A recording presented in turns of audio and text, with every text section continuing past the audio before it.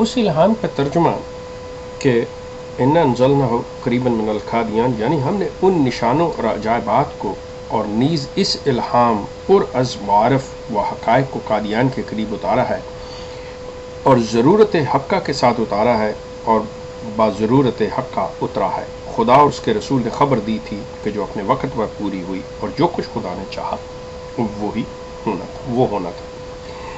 कहते हैं कि जिस रोज़ ये इल्हाम हुआ, मिर्ज़ा साहब ने कशफी तौर पर, ये मौलवी मेहदी लिखते हैं कि कशफी तौर पर मिर्ज़ा ग़ुलाम अहमद साहब ने देखा, जो कि तज़किरा में मज़कूर है, कि उनके भाई मिर्ज़ा ग़ुलाम कादिर जो हैं वो कुरान शरीफ पढ़ रहे हैं और पढ़ते पढ़ते उन्होंने पढ़ा कि इन्ना अंज़लनाहु क़रीबन मिनल कादियान। तो मैंने सुनकर बहुत ताज्जुब किया, यानी मिर्ज़ा ग़ुलाम अहमद कादियानी ने ताज्जुब किया कि कादियान का नाम भी कुरान शरीफ में लिखा हुआ। अब यहाँ से वो ये कि इस चीज़ को कहते हैं कि मैंने मतलब अपने दिल में कहा कि वाकई कुरान शरीफ में 3 शहरों का नाम आज़ाज़ के साथ दर्ज है, यानी मक्का और मदीना और कादियान। अब चूंकि बात हो रही थी हमारी उस चीज़ की कि 3 को 4 करने वाला होगा, आइए वो देखते हैं कि 4 कैसे ये करते हैं। लेकिन उससे पहले मिर्ज़ा ग़ुलाम अहमद कादियानी के एक मानने वाले मौलवी ग़ुलाम रसूल साहब राजे की थे। ये जो अहमदी हजरात हैं ये बड़ी अच्छी तरह से इनसे वाकिफ़ हैं और इनके नाम से, और इनकी एक किताब हयात कुदसी जो है, हयात कुदसी मतलब अगर आप पढ़ें तो उसमें भी बड़े इनके वाक़यात और बहुत कुछ लिखा हुआ है। इन्हें जमात बड़ा दुआगो और सूफ़ी समझती थी। अब वो अपनी किताब हयात कुदसी में लिखते हैं कि जो कुरान की सूरह काफ है जिसका नंबर 50 है, वो कहते हैं कि जो शुरू में काफ है वो कादियान का मुख़फ़फ़ भी हो सकता है। अब आप अंदाज़ा कर लीजिए, मैं जो इस चीज़ की आपकी तरफ आपकी तवज्जो दिलाना चाहता हूँ वो ये कि ये जमात अहमदिया के अफराद, चाहे वो मिर्ज़ा ग़ुलाम अहमद कादियानी हो, चाहे उनके साहबज़ादगान हों, उनके खुलफ़ा हों, उनके मुरब्बियान हों, उनके अमीर हों, उनके कायदीन हों, उनके सहाबी हों, ये वो तमाम हजरात हैं जो मिर्ज़ा ग़ुलाम अहमद कादियानी की बात के लिए शिरक की उन हदों तक जाएंगे। अक़ल और बसीरत का दामन हाथ से छूटता है तो छूट जाए, लेकिन मिर्ज़ा ग़ुलाम अहमद कादियानी और उसके ख़ानदान की तारीफ़ और तौसीफ़ में कमी नहीं होनी चाहिए। इसके लिए अगर इन्हें कुरान से भी खेलना पड़े तो ये खेलेंगे। इनको अगर कोई काम भी करना पड़े तो ये कर जाएंगे। उसके लिए ये फरमा रहे हैं कि जो कुरान की सूरत काफ है जिसका नंबर 50, वो जो काफ वल कुरानुल मजीद से शुरू होती है, उसमें काफ से ये मुराद जो है ये कादियान कहते हैं कि वो कादियान हो सकता है। जबकि इसी चीज़ को ये मिर्ज़ा जिसके बारे में मज़मून लिखा जा रहा है, मिर्ज़ा बशीरुद्दीन महमूद के बारे में जो नसीम महदी मौलवी मज़मून लिख रहे हैं, वो मिर्ज़ा बशीरुद्दीन महमूद ख़ुद अपनी तफसीर सग़ीर के अंदर काफ को कादर खुदा से, वो कहते हैं यहाँ काफ से मुराद कादर खुदा है। लेकिन उनका जो मिर्ज़ा ग़ुलाम अहमद का मानने वाला एक शख्स है वो इस हद तक आगे चला जाता है जिस तरह के मौलवी नसीम महदी जा रहा है कि वो कहते हैं नहीं, कुरान के सूरह काफ से मुराद कादियान भी हो सकता है। चलिए अब आगे आइए। यहाँ पे ही मिर्ज़ा ये मौलवी नसीम महदी बस नहीं करते, वो कहते हैं कि मिर्ज़ा ग़ुलाम अहमद का एक इल्हाम था दाग़े हिजरत जो तज़किरा में है।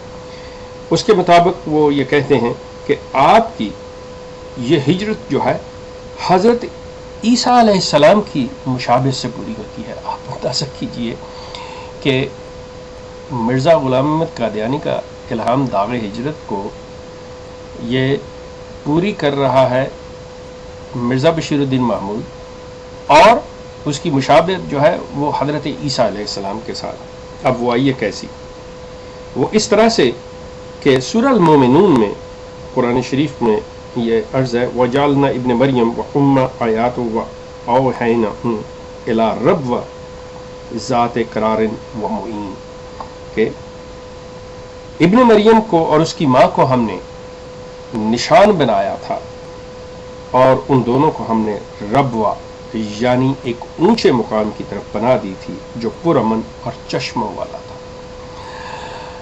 اب قرآن یہ بیان کر رہا ہے کہ جو صورتحال تھی حضرت عیسیٰ علیہ السلام اور ان کی والدہ کی، ان کو ہم نے کس طرح ہجرت اور ایک اونچے مقام میں، ربوہ کے عربی میں جو معنی ہے اونچا مقام ہے، تو انہوں نے، اب آپ اندازہ کیجئے جو مولوی نسیم مہدی اس چیز کو 3 کو 4 ذہن میں رکھیے گا کہ وہ 3 پہلے دے چکے ہیں، مکہ، مدینہ اور قادیان۔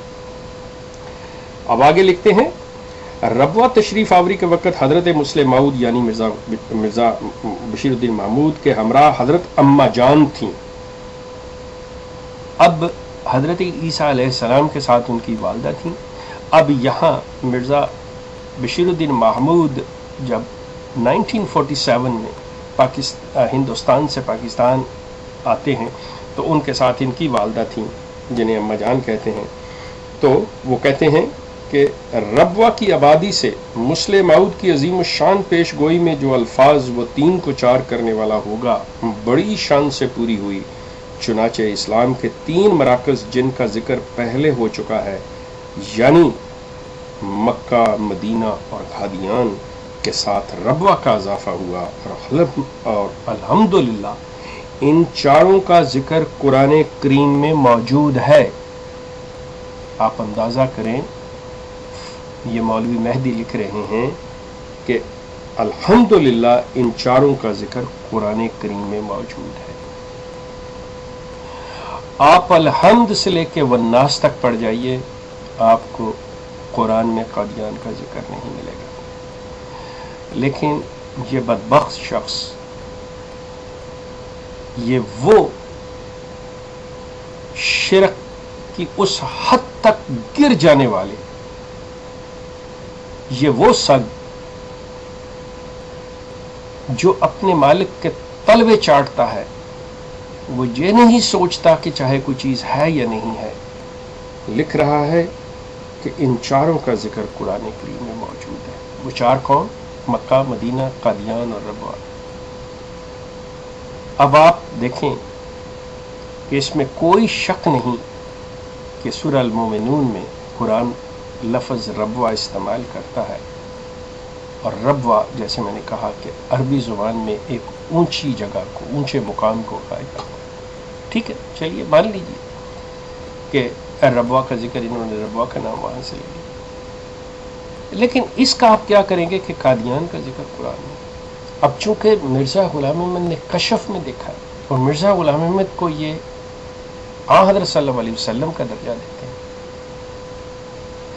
یہ کہاں تک جا رہے ہیں، کس حد تک جا سکتے ہیں، آپ اندازہ نہیں کر سکتے۔ میں احمدی دوستوں سے جو پڑھے لکھے ہیں، میری ان سے درخواست ہے، خدا را کچھ تو غور کیجیے، کوئی تو سوال کیجیے۔ اگر آپ سمجھتے ہیں کہ آپ بات کو عقل اور دلیل سے اور بصیرت سے ماننے والے لوگ ہیں، تو آپ کم از کم اس مولوی سے پوچھیے تو صحیح کہ تو اپنے رزق اور روٹی کی خاطر کیوں لوگوں کو ایسے مس گائیڈ کر رہا ہے، کیوں اس طرح اللہ کی اس کتاب کو تو